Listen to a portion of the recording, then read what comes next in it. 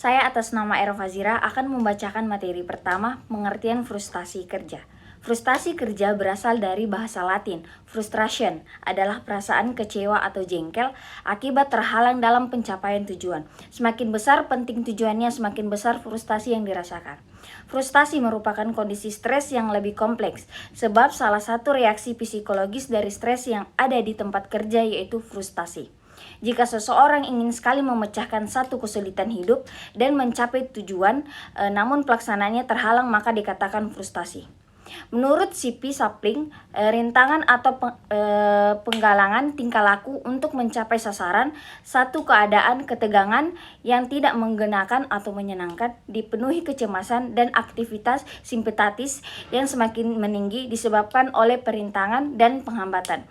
Jadi, frustasi ialah keadaan di mana satu masalah kehidupan atau kesulitan yang tidak dipecahkan dan satu kebutuhan tidak terpenuhi atau terpuaskan dan orang gagal mencapai tujuan yang ingin dicapai.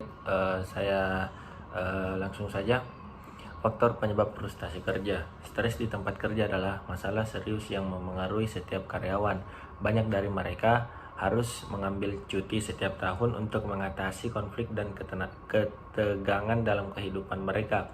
Bagi sebagian, stres bisa menjadi tantangan dan sumber motivasi, tetapi bagi yang lain itu bisa berarti kekhawatiran konflik dan ketakutan, tergantung pada perspektif masing-masing. Selanjutnya, gejala frustasi kerja karyawan yang dimana mencakup berbagai aspek yang dapat mempengaruhi kesejahteraan dan kinerja karyawan. Beberapa di antaranya, yang pertama ada penurunan produktivitas dan keterlibatan. Karyawan yang mengalami frustasi cenderung mengalami penurunan produktivitas karena kurangnya motivasi. Yang kedua, ketidakpuasan terhadap pekerjaan dan lingkungan kerja.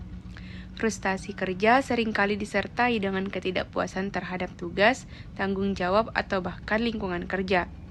Yang ketiga, ada peningkatan konflik dan ketegangan. Frustasi dapat memicu konflik antar karyawan atau dengan atasan. Gejala yang keempat, dampak emosional dan kesejahteraan. Kesejahteraan emosional karyawan dapat berpengaruh oleh frustasi, yang dimana hal ini mempengaruhi tingkat stres, kecemasan, atau depresi. Yang kelima, pergantian karyawan yang tinggi dan rasa ketidakadilan. Frustasi kerja dapat memicu tingkat pergantian karyawan yang tinggi, mempengaruhi stabilitas dan kontinuitas tim. Perkenalkan, nama saya Aldita Pratiwi dengan NIM 2109035020032. Di sini saya akan melanjutkan materi dari teman saya, yaitu teori psikologi terkait frustasi kerja. Teori psikologi terkait frustasi kerja memiliki 3 teori, yaitu 1. Teori stres kerja. Menurut teori ini, frustasi kerja dapat dianggap sebagai bentuk stres yang disebabkan oleh ketidaksesuaian antara tuntutan pekerjaan dan kemampuan antar sumber daya individu. Ketika seseorang merasa tidak mampu memenuhi tuntutan pekerjaan, hal ini dapat menyebabkan frustasi, kecemasan, dan ketegangan. Teori stres juga dapat menekankan pentingnya kontrol individu terhadap situasi kerja dan dukungan sosial dalam mengatasi frustasi kerja. Yang kedua yaitu teori kepuasan kerja. Teori ini mengemukakan bahwa frustasi kerja dapat timbul akibat ketidakpuasan individu terhadap berbagai aspek pekerjaan, seperti gaji, hubungan dengan atasan dan rekan kerja, lingkungan kerja, dan kesempatan pengembangan karir. Ketidakpuasan ini dapat menyebabkan frustasi dan menurunkan motivasi serta kinerja kerja. Dan yang terakhir yaitu teori motivasi. Frustasi kerja dapat mengurangi tingkat motivasi individu. Ketika seseorang terus-menerus mengalami hambatan atau kesulitan dalam mencapai tujuan kerja, motivasi untuk bekerja dapat menurun. Hal ini dapat berdampak negatif pada kinerja dan kualitas kerja individu. Dampak frustasi kerja pada karyawan.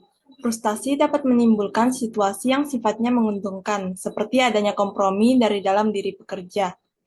Adapun di antaranya yaitu munculnya masalah-masalah yang berhubungan dengan yang pertama, dampak kognitif, di mana ketidakmampuan mengambil keputusan yang sehat, daya konsentrasi menurun, kurang perhatian pendek. Yang kedua, dampak perilaku, di mana akibat stres yang berdampak pada perilaku pekerja dalam bekerja, diantaranya peledakan emosi. Yang ketiga, dampak kesehatan, di mana sakit kepala dan migran, mimpi buruk, sulit tidur. Yang keempat, dampak instansi, di mana produktivitas menurun, rendah, terasing dari mitra kerja, ketidakpuasan menurunnya kekuatan kerja, dan loyalitas terhadap instansi. Baik, saya Muhammad Farid Saputra Edwin ingin melanjutkan materi terakhir yaitu strategi manajemen frustasi kerja. Frustasi ringan mungkin akan memberikan keuntungan bagi organisasi, tapi dari sudut pandang individu, hal tersebut bukan merupakan hal yang diinginkan. Maka manajemen mungkin akan berpikir untuk memberikan tugas yang menyertakan frustasi ringan bagi seorang karyawan untuk memberikan dorongan terhadap karyawannya. Namun sebaliknya, itu akan dirasakan sebagai tekanan oleh karyawan. Maka diperlukan pendekatan yang tepat dalam mengelola frustasi. Ada dua pendekatan, yaitu pendekatan individu dan pendekatan organisasi. Baik, sekian materi dari saya. Untuk yang terakhir adalah kesimpulan. Frustasi kerja dapat berdampak negatif terhadap kepuasan kerja karyawan. Oleh karena itu, perusahaan perlu mengelola stres kerja agar tidak berdampak pada penurunan kepuasan kerja.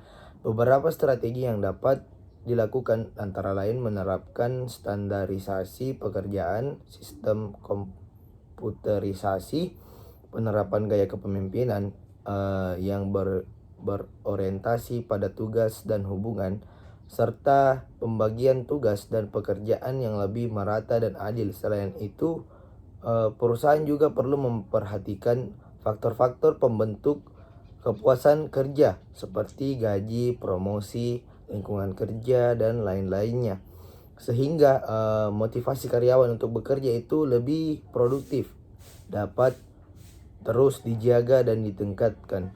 Baik, sekian materi dari saya dan teman-teman. Kurang dan lebihnya mohon dimaafkan. Wabillahi taufiq wal hidayah. Wassalamualaikum warahmatullahi wabarakatuh.